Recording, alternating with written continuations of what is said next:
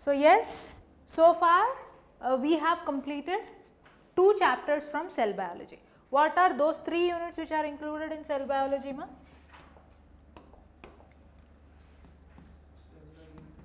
Yeah, in cell biology we have completed 2 chapters. One is cell the unit of life. Yeah, cell cycle and cell division. Fine. From the entire cell biology and plant physiology, these 2 are the major units where you will get 50% of questionnaire from your NCERT 11 will be from these 2 units only. Okay, 2 units in total, they comprise of 6 chapters. As such, from cell biology you have 3 chapters, right ma? You can easily expect 10 questions from here. Okay, easily 10 questions will come, 9 to 10 questions. Of them, from biomolecules in specific, you can expect 3 questions, 3 sometimes 4 questions also. Okay. First you need to know what are the fundamental insights of this chapter, okay, where you have to work out more, okay, not just for your NEET, not just for your NEET. Biomolecules will stand as a standard foundation for your biochemistry also in your future upcoming graduation. Okay, in graduation, be it MBBS or any other group you take, biochemistry is the solid subject beta.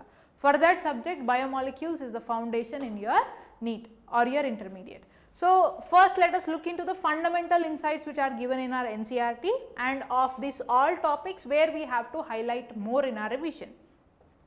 First is chemical composition, like what are the organic elements, inorganic elements that are present, organic, inorganic elements that are present in the earth crust and the living body. When the elemental analysis is done or chemical analysis is done, taking a living tissue, be it a vegetable, be it a liver tissue or a mesophyll tissue, when a tissue is taken and has done the elemental analysis, we have got some elements like carbon, hydrogen, oxygen, some organic elements, some inorganic elements.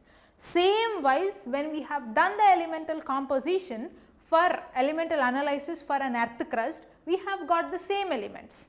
Okay, the quantity or the abundance is different for both of them, but then you will get the same type of elements. Okay, so that is the chemical composition you will learn beta. Okay, and the next is, first is chemical composition, next will be primary and secondary metabolites. In this chapter in specific, you will find many tables. For proteins might be, primary, secondary metabolites might be, okay, lipids might be. There are many tables that are given that are important. From the tables directly the questions are asked. Okay. And next is biomacromolecules. Amongst biomacromolecules, you will be learning about proteins, carbohydrates, nucleic acids, lipids. All these 4 biomacromolecules are important, ma. Okay. And the third session is about enzymes. Okay.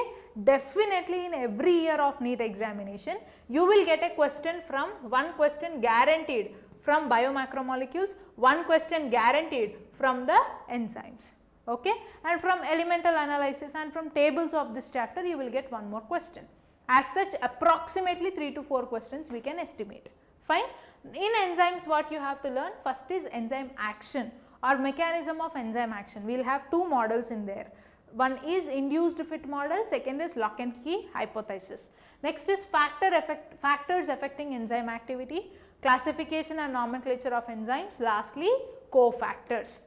Most importantly, NCERT liners of this unit or this chapter is important. NCERT liners, directly NCERT liners will be picked and you will get statement based assertion reason questions from the NCERT liners.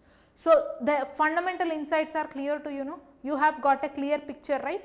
Only 3 fragments. First you will learn about elemental analysis beta. Elemental analysis of a living tissue of earth crust, as such you will get to know. And second is what? Biomacromolecules. After that enzymes. Okay, these are the 3 fragments of this chapter. Fine. Let us get into details of it. First is elemental analysis.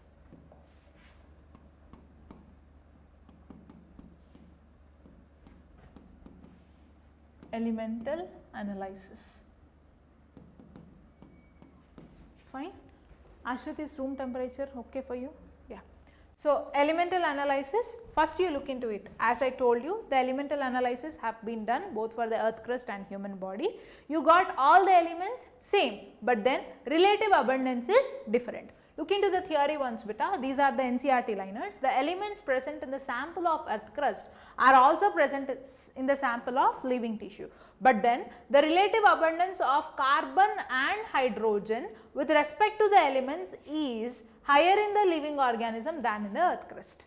Okay, carbon and hydrogen composition is higher in the living organisms than in the earth crust. Now we will see the table clearly. Okay, what are the elements and what is their relative abundance. First we will look into the carbon and hydrogen. Carbon in the earth crust is 0.03%, whereas in the human body it is 18.5%. Relatively it is abundant in the human body. Okay, next is hydrogen. Okay, it is relatively abundant in the human body, it is 0.5%, whereas in the earth crust it is just 0.1%, relatively abundant. This table is important, ma. Okay. If you are not remembering the accurate values also it is fine, but you should know the relative abundance. Okay. Next is oxygen, you see it is also relatively abundant in the human body. Okay. And then nitrogen abundant in human body only. Sulfur is abundant in human body. Sodium is abundant in the earth crust. Fine, right? Next is calcium abundant in the earth crust. And then phosphorus abundant, it is similar in, it is abundant in where? Human body. Next is magnesium abundant where? In the earth crust. Next silicon, it is abundant where? Yeah, that's all. Okay. This is how you need to remember, ma. You can take it directly in your NCERT. Open your NCERT books. Mark it up right now. Raghav, where is your NCERT?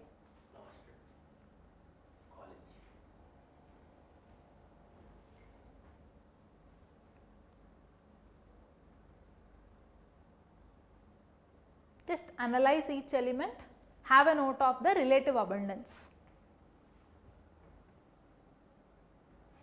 Now we will see how the chemical analysis is done.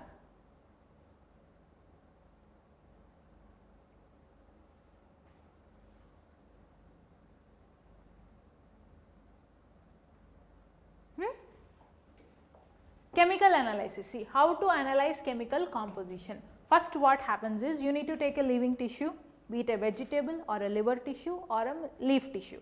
Take it, grind it with mortar and pestle. When you grind it, add trichloroacetic acid solution. You need to add what? Trichloroacetic acid solution, and then you will get a solution, right? You have to keep it, you have to strain it through a cheesecloth into a test tube.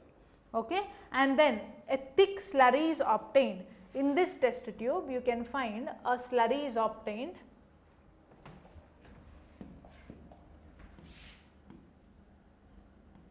Fine.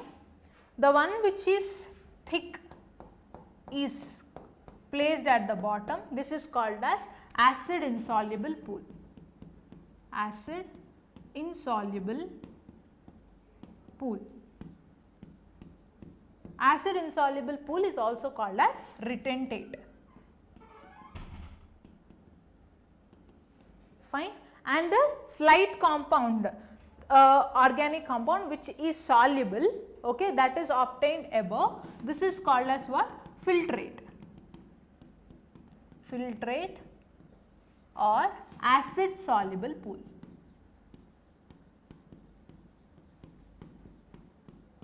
Clear, right? Fine. So, a thick slurry is obtained which is strained through cheesecloth, and two fractions are obtained after straining. Okay, two fractions are obtained. What are those two fractions? One which is at the bottom of the tube, that is called as acid insoluble pool or retentate. One which is at the periphery is called as acid soluble pool or filtrate. In acid insoluble pool, you will get biomacromolecules which have higher molecular weight. Okay, whose molecular weight is around 800 daltons to 1000 daltons. Okay, and the biomacromolecules which are obtained over here include, take down parallelly, biomacromolecules which are obtained over here includes Carbohydrates, The cheese cloth is above the test tube. yes. So the insoluble one should be above the test tube. No, insoluble pool or retentate, it has higher molecular weight, so it will settle at bottom. Not at the cheese cloth. No, it will settle at the bottom. Okay.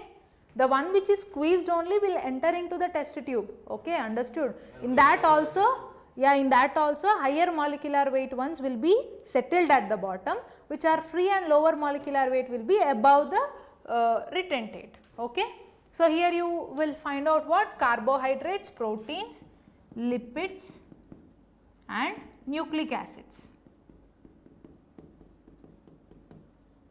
Whereas in acid soluble pool, there will be thousands or organic compounds were found in the filtrate, thousands of organic compounds whose molecular weight will be less than 800 Daltons.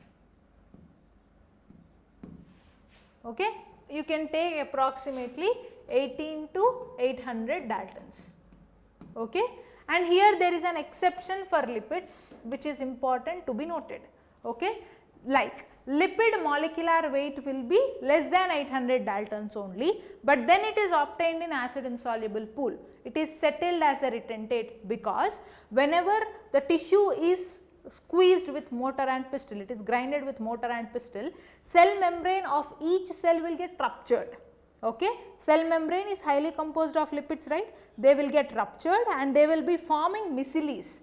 You know micelles, right? So, those micelles will be settled at the bottom, that is why lipids you can obtain at the acid insoluble pool, but then their molecular weight will be less than 800 Daltons.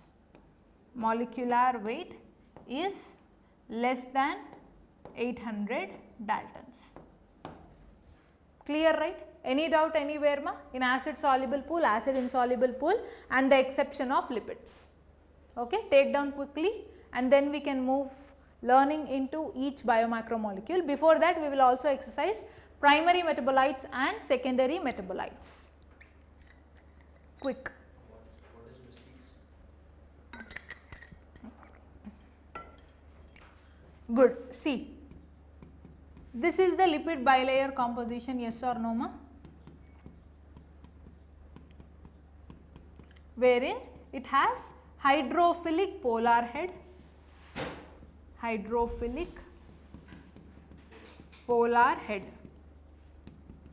and towards the inner side what does it have? Hydrophobic non-polar tail. Hydrophobic non-polar tail. Now, when this gets ruptured, what happens is this will form into a micelles like this. Lipid bilayer will be formed to a micelle. Understood? This is called as a micelle.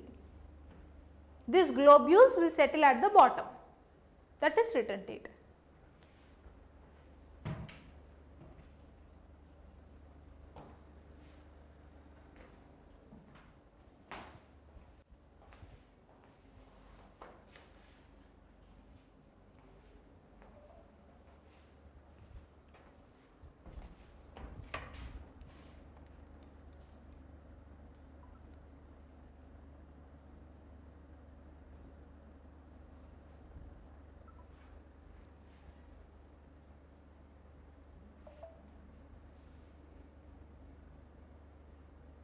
Done ma?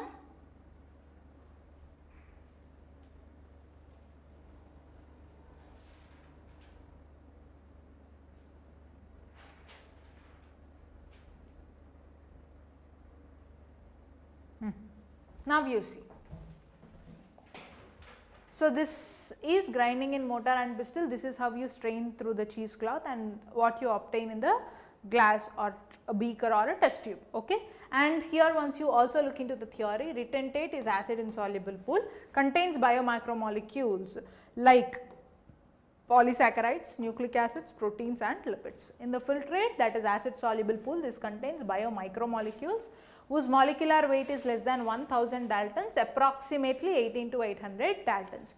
Usually in a cell's cytoplasm, whatever composition is present, apart from this biomacromolecules, you will have some cellular constituents, you will have some structures which are present, organelles which are present, those will be obtained under acid soluble pool. Clear, right? Next. So, to weigh apart from the living tissue which you got, to weigh or to analyze the inorganic compound, the dry weight is taken. Dry weight is nothing but a small amount of living tissue, either plant or animal tissue, is directly weighed, and the tissue sample is dried, and that is called as what? Dry weight. Okay, a tissue is directly taken, dried, and it is weighed. That is called as dry weight. When that tissue is burnt, the dried tissue is fully burnt. When it is burnt, this process is called as ash analysis. Ash analysis. When it is burnt completely, dried tissue is fully burnt, all the carbon compounds are oxidized to what? Carbon dioxide and water vapor. They are removed. Okay, what remains is called as what? Ash. The remaining part is called as what? Ash. It contains inorganic elements like calcium, magnesium, etc. Understood? This is called as dry weight and ash analysis. So, you are clear with three things, Nama. Elemental analysis at the beginning, second we have discussed about chemical analysis, and this is ash analysis, which is done through the dry weight of the living tissue. Now, you see the components which are obtained in the ash analysis includes sodium, potassium, calcium, magnesium, water, and water is vapor. Okay, water vapor we will get, and compounds include sodium chloride, calcium carbonate and phosphate and sulphate. These are the compounds where we obtain through ash analysis. All the carbon compounds that we get from the living tissue are called as what? Biomolecules.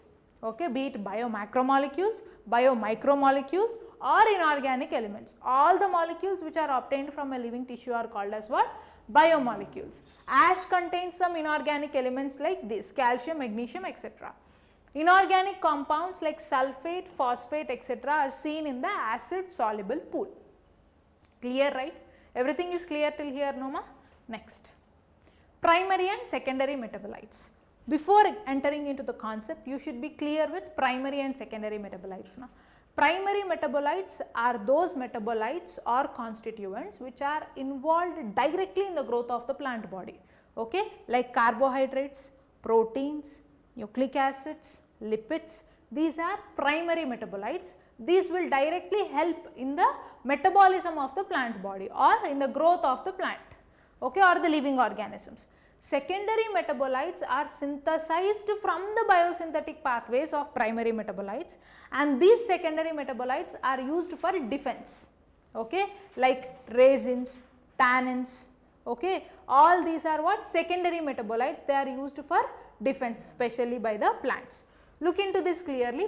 Primary and secondary metabolites. Metabolites are nothing but the intermediates or end products of cellular metabolism. What is cellular metabolism? Anabolism and catabolism is cellular metabolism. Anabolism includes building up of the molecules, catabolism includes breakdown of the molecules. In that building up and breaking down of the molecules, several biosynthetic pathways are learnt. Okay, there will be several biosynthetic pathways like carbohydrate metabolism, protein metabolism, how they are synthesized and how they are breakdown, deamination process, how it is taking place. As such, many biosynthetic pathways will be there now. All the intermediate molecules in that biosynthetic pathways or the end products in that pathways are called as what? Metabolites. Okay. Organic compounds include amino acids, sugars, etc. These are called as what? Biomolecules. Biomolecules are otherwise called as what? Metabolites. Metabolites are of two types, primary metabolites and secondary metabolites. Now, you are clear with what are metabolites, right? What are primary and secondary metabolites? Now, you see primary and secondary metabolites, let us learn it comparatively. Fine. Primary metabolites are chemical compounds produced during growth and developmental processes, as I told you. Secondary metabolites, in analysis of fungal, plant microbial cells, several compounds are seen besides primary metabolites. Those are secondary metabolites purely involved in defense. Okay. Next here, these are involved in primary metabolic process such as respiration and photosynthesis. Secondary metabolites are not required for primary metabolic process. Okay. Next is, these include examples like carbohydrates. This is important, ma. Carbohydrates, proteins, lipids, nucleic acids, these are primary metabolites. Alkaloids, flavonoids, rubber, essential oils, antibiotics, colored pigments like chlorophylls, anthocyanins, carotenoids, xanthophylls. Good, Siddharth. These are the examples of what? Secondary metabolites. They are directly involved in growth. They have no direct role in the growth and development of the organism. Primary metabolites are in generous quantities and can be extracted easily, because bulk of the quantities will be primary metabolites only, whereas secondary metabolites will be in the smaller quantities. These are present, these are a part of basic molecular structure. These are not a part of basic molecular structure of a cell, because they are in mild and negligible quantities. Are you clear with primary and secondary metabolites? What you have to note down is, beta, you should have a clear idea on what is metabolite first. Okay, what is a metabolite? Intermediates or end products of cellular metabolism of n number of biosynthetic pathways. You should be clear with the definitions of primary metabolites and secondary metabolites. Amongst these two, which are highly present in the cell? Good, primary metabolites.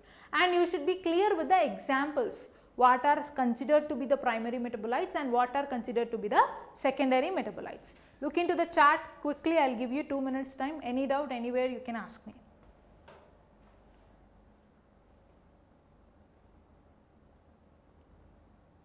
Secondary metabolites found everywhere. No, that is what he is saying, right? They are not found everywhere. In any organism. In plant, fungal and microbial cells. That is why I am saying you first look into the chart.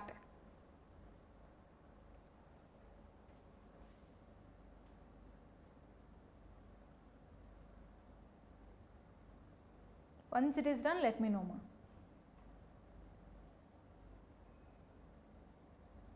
So, what have we learned from the beginning? Elemental analysis, chemical analysis, ash analysis, and then primary and secondary metabolites. Yeah. Next is, this chart is from your NCERT. Quite a times questions have asked. In your NEET PYQs, if you can see about lectins. A question is on lectins and concanvaline. So, here to remember this chart, I have given you a small mnemonic. Okay. Pretty angry tigers eat tasty laddus during picnics. Okay. P for pigments. Pigments include, you know it already, carotenoids, xanthophylls, chlorophylls, anthocyanins, all these are what? Pigments. Second, A, alkaloids, morphine, codeine, these are what? Alkaloids. You will learn it in zoology also.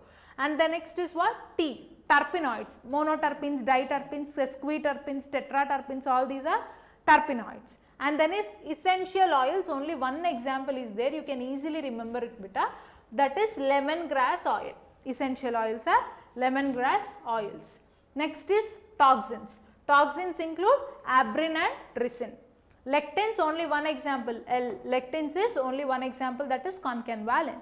D for drugs, vinblastine and curcumin. P for polymeric substances, rubber, gums and cellulose. Okay. Pigments include what, ma? Carotenoids and anthocyanins. Everybody have to say carotenoids, anthocyanins, chlorophylls, xanthophylls. Good. Alkaloids include? Morphines, codeine. Raghav, everyone has to say. Alkaloids include? Morphines, codeine. Terpenoids? Monoterpenes, Diterpenes, triterpenes, sesquiterpenes, n number of terpenes. Essential oils include? Yeah. Toxins include? Abrin and ricin. Lectins include? Concanvaline A. Drugs include? Vinblastine, vincristin, curcumin, these are the drugs. Polymeric substances include? Cellulose. Okay. Clear, right? there is one common feature for all the compounds which are found in the acid soluble pool. This is about acid soluble pool. Their molecular weight is ranging from 18 to 800 Daltons, which we have discussed already. So, you are clear with primary and secondary metabolites also, no ma? Okay. Next, you need this table, take down. If you want to take down anything from the previous slide also, you can ask me. I will stop it there and you can take it down.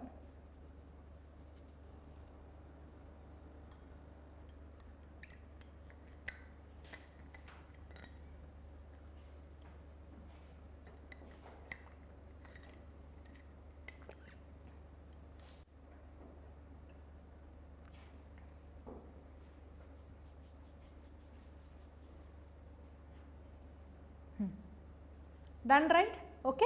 Now we will begin with biomacromolecules. Biomacromolecules, macromolecules generally belonging to 4 classes of organic compounds as we have discussed. What are they?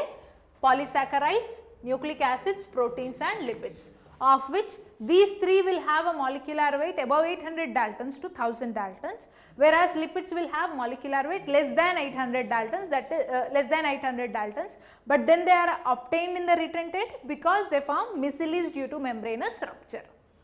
Chemical compounds with the exception of lipids have molecular weight in the range of 10,000 Daltons. This exception you have to remember for sure.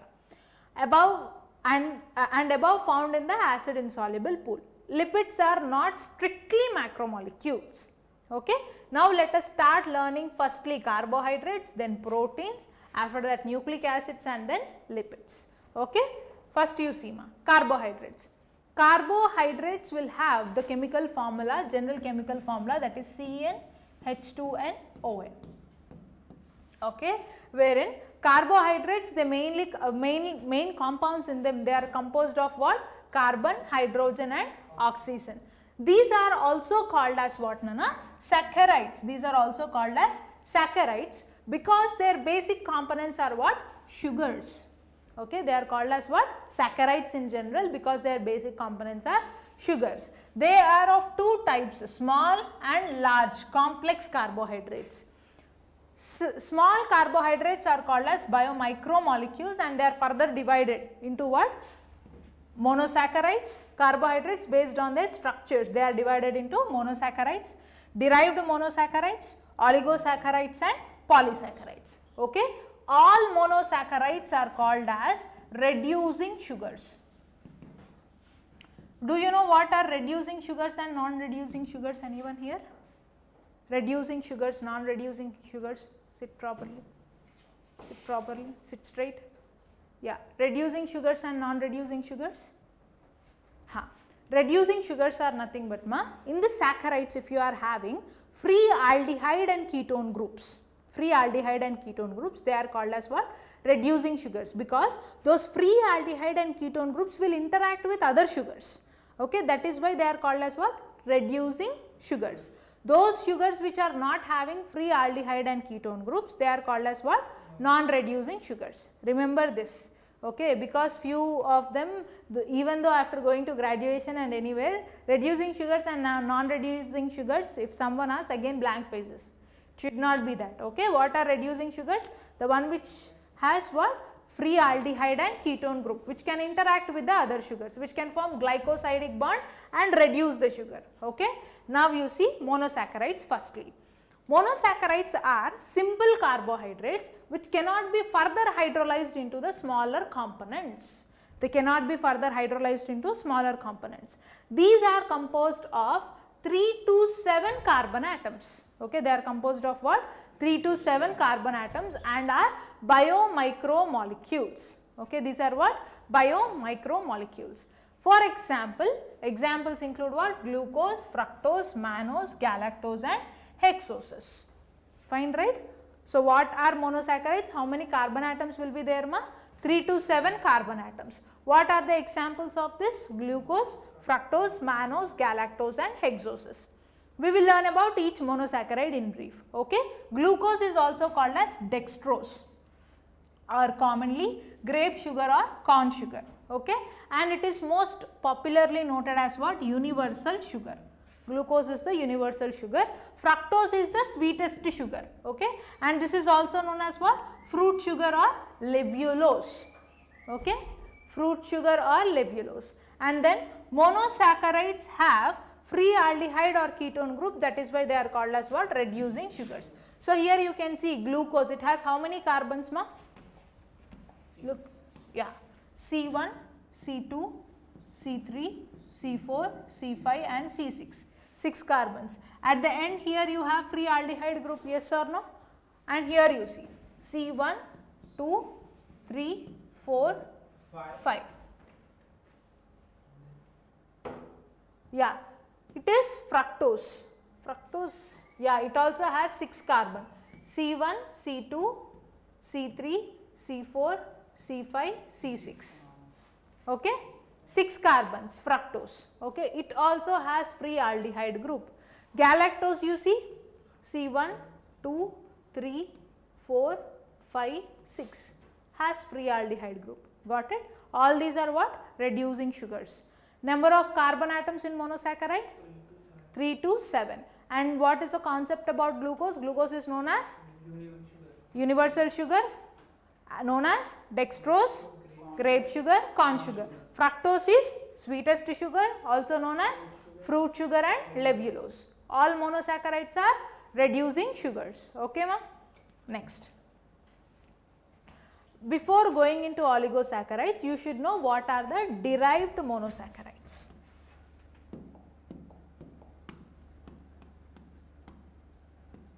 Derived monosaccharides.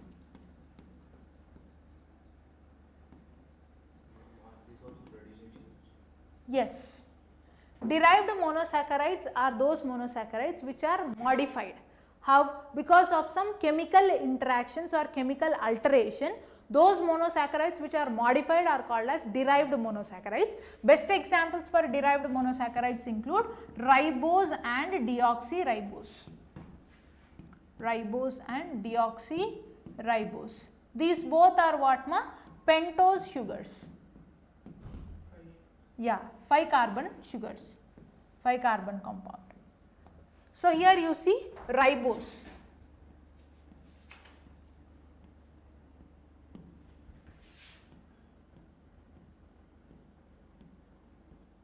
Yeah, carbon 1, 2, 3, 4 and C5. Okay. Here at second carbon in the ribose sugar, OH group will be there both at second and third. Okay. Whereas in deoxyribose sugar at second carbon there is no OH group. Okay, there is no OH group at the second carbon. That is why this is called as what? Deoxyribose, and this is ribose. Clear, right? So those what are derived monosaccharides, modified monosaccharides which are formed due to some chemical alterations. Best examples include ribose and deoxyribose. Next is oligosaccharides. These are the small carbohydrates formed due to condensation of how many? 2 to 9 monosaccharides. Number is important, beta. How many monosaccharides? 2 to 9 monosaccharides. They are formed due to condensation of 2 to 9 monosaccharides. Monosaccharide units are joined by glycosidic bond. Okay, glycosidic bond is formed by dehydration where it loses water molecule. Okay, glycosidic bond usually is in between carbon of 1 and 4 of neighboring sugar units. Okay, first carbon and fourth carbon of 2 sugars will connect through what? Glycosidic bond. Their water molecule will be released, so it is called as what? Dehydration. Based on the number of monosaccharides, we have disaccharides, trisaccharides and tetrasaccharides. Amongst this, you should be clear, like sucrose is composed of what, Nana? Glucose and fructose. Maltose is composed of 2 glucose units. Okay, lactose, glucose and galactose. Okay, trehalose will have again glucose units. Okay, trehalose will have again glucose units. And you take trisaccharides, raffinose is the example. It has 3 monosaccharides which include glucose, fructose and galactose. Okay, and then you have tetrasaccharides, for example, stachyose. Take down all the monosaccharide compositions for disaccharides and trisaccharides. Important.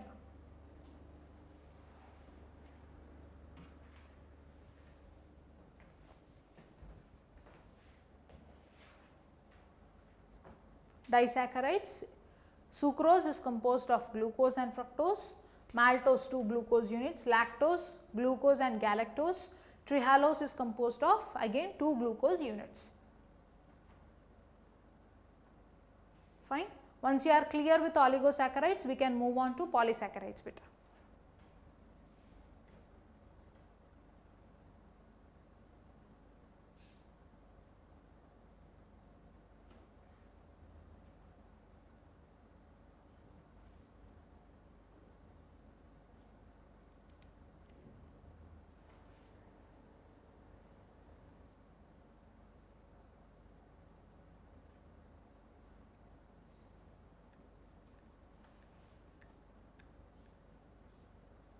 Done, right? Next. Here you see maltose, carbon 1, 2, 3, 4, 5 and 6. Okay, here also you see C1, C2, C3, C4, C5 and C6. Okay. At carbon 1 and carbon 4, what is formed? Glycosidic bond by the removal of water molecule. Same the case over here in lactose. You see C1, 2, 3, 4, 5, 6. Fine. Bond is in between C1 and C4. Same the case will be with sucrose. This is alpha 1,4 glycosidic linkages. Alpha 1,4 glycosidic linkages.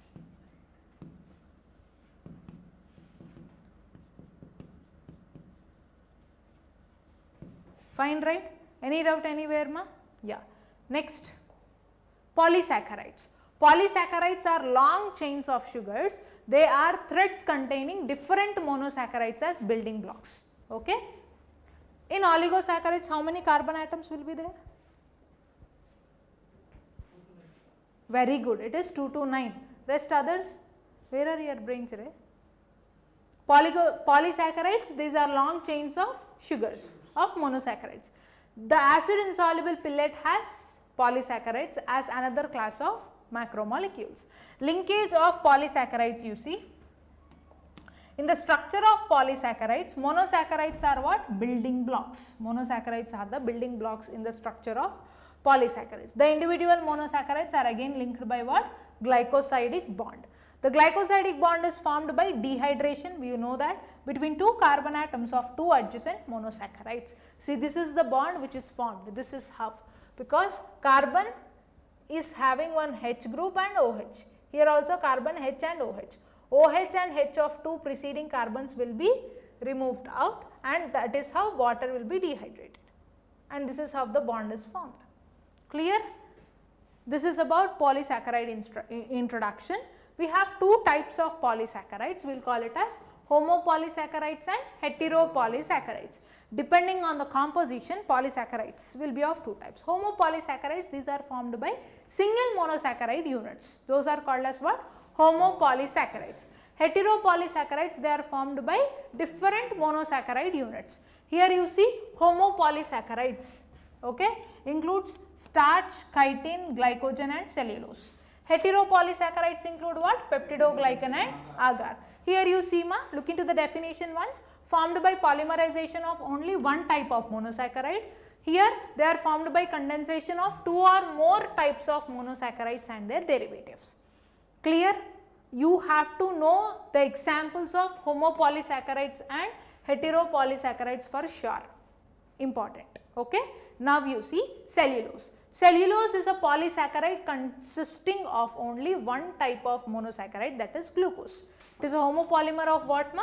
Glucose. Composition is important. Formed by what bond? Here it is beta 1,4 glycosidic bond. Find beta 1,4 glycosidic bond. Plant cell walls are made up of what? cellulose. This is direct NCERT line, important. Paper is made up of plant pulp and cotton fiber is cellulosic. Okay. Cellulose does not have complex helices, so that it cannot hold iodine. So, there will be a comparative question between starch and cellulose beta. Starch will have amylose and amylopectin where it has complex helices, so it can interact with iodine and it will give you blue black color. Whereas, cellulose is a homopolysaccharide, it just has what? Glucose units. It does not have complex helices to interact with iodine and give you blue black color. Okay. So, here cellulose is a homopolymer of glucose. What are the points to be remembered beta? Homopolymer of glucose, it has beta 1,4 glycosidic bonds, it does not have complex helices, so it cannot hold iodine and interact with iodine, and examples include plant cell walls are made up of cellulose. What is a plant cell wall composition? Cellulose, hemicellulose and pectin. Major composition is cellulose, and plant pulp and cotton fibers are cellulosic again. Clear with cellulose ma? Let us look into the another homopolysaccharide, that is starch. Okay. Starch is again having alpha D glucose units, but it is composed of two types of polysaccharides. Okay. It is alpha D glucose units only, but it has two types of bonds. One is amylose and the second is what? Amylopectin. Okay. Amylose is a straight chain polymer. It is having straight chain of amylose with alpha D glucose units of what bonds? Alpha 1,4 glycosidic bonds. Whereas amylopectin is a branched chain of polymer of alpha D glucose units linked by what again? Alpha 1,4 glycosidic bonds. It is homopolymer only. It is having D glucose units only, but bonds are different. Okay. In amylose you have alpha 1,4 glycosidic bond, in amylopectin you have alpha 1,4 glycosidic bonds, and at the branch points you will also have alpha 1,6 glycosidic linkages. Amylose is having what bond Nana? Alpha 1,4 glycosidic bond, that is how they are linked forming a straight chain. Amylopectin is having alpha 1,4 glycosidic bond, alpha 1,6 glycosidic bond also. Okay. At branch points they are having this. Fine. So, 80% of starch is composed of amylose or amylopectin is your question, so you have to answer amylopectin. 80% of starch is composed of amylopectin, and as it has complex helices, branch points, it can interact with iodine, giving out what? Blue color. Clear with starch, clear with cellulose and starch, right now? Next is glycogen. Glycogen is the stored food material in which cells?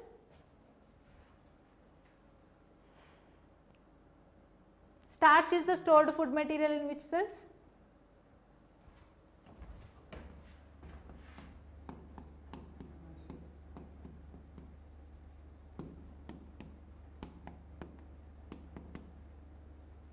Okay.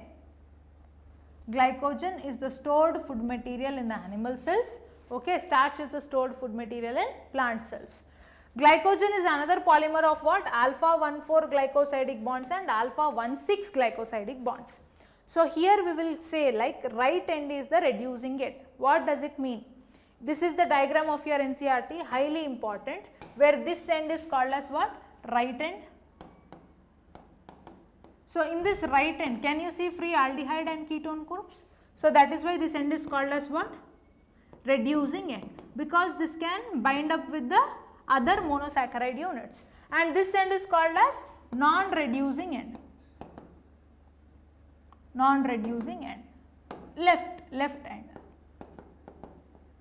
You can remember like this, right end reducing. Okay, like that you can remember. Fine. Next. Yeah, chitin is another saccharide unit, wherein chitin is the structural component of fungal walls. Fungal cell wall or chitin is also called as fungal cellulose. Chitin is also called as what? Fungal cellulose. And this is also present in the exoskeleton of arthropods. Where is chitin present? Fungal cell walls and in the exoskeleton of arthropods. The basic unit of chitin is having what? N-acetyl glucosamine, NAG units we will call it as. Okay, basic composition is NAG units, those are N-acetyl glucosamine, and this is unbranched polysaccharide together by what? Alpha 1,4 glycosidic bonds.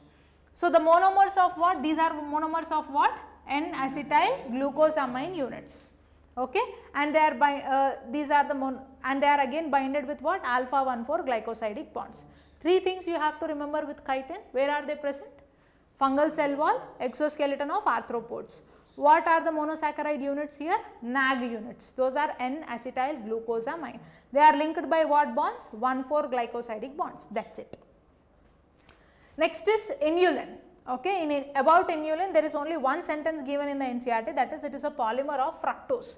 But we have to learn more about inulin, that what is the source of inulin actually.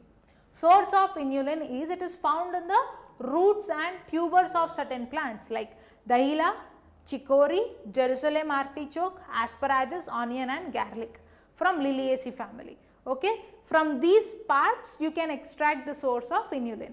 Now, what is the biological role of inulin? You have to know. It acts as what? Storage carbohydrate in some plants similar to starch, and it is not digested by human urine, it is not digested by human digestive system, so it is excreted out as urine. Okay, so it is calculated, it is used to calculate glomerular filtration rate. How is this how is it used? Inulin is used in human physiology is, this is used to measure what? Glomerular filtration rate in kidney function.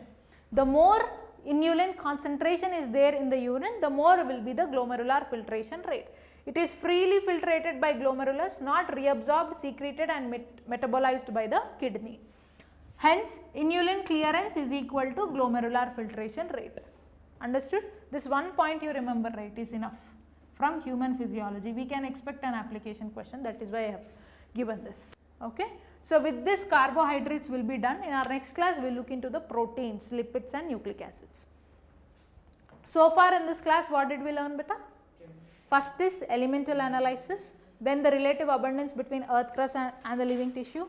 Then we have looked into the chemical analysis. Chemical analysis is done through what chemical?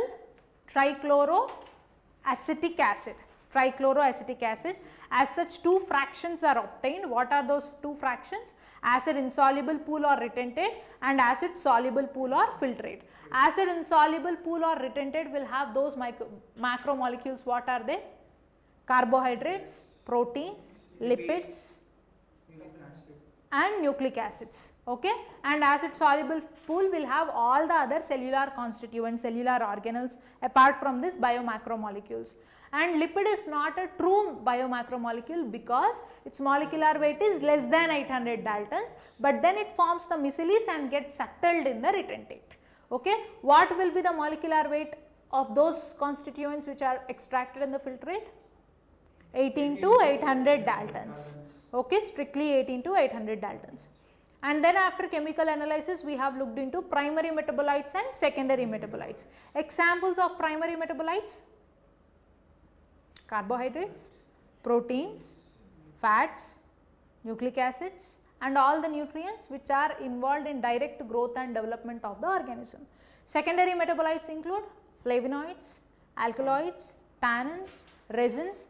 These are present in the mild constituents, purely used for defense by the plant body. Tell me that table is important. Okay. Table, once again we will revise that. Yeah, this one you see. Pigments examples: Carotenoids, alkaloids, morphine and codeine, terpenoids, monoterpenoids, essential oils, toxins, lectins, concanvaline, drugs, vinblastine, vincristin, curcumin, polymeric substances, rubber gums and cellulose. Okay. So, and the next is biomacromolecules, carbohydrates, which includes monosaccharides, derived monosaccharides, oligosaccharides, polysaccharides. Quickly we will recall the examples. Okay, monosaccharides examples include glucose, fructose,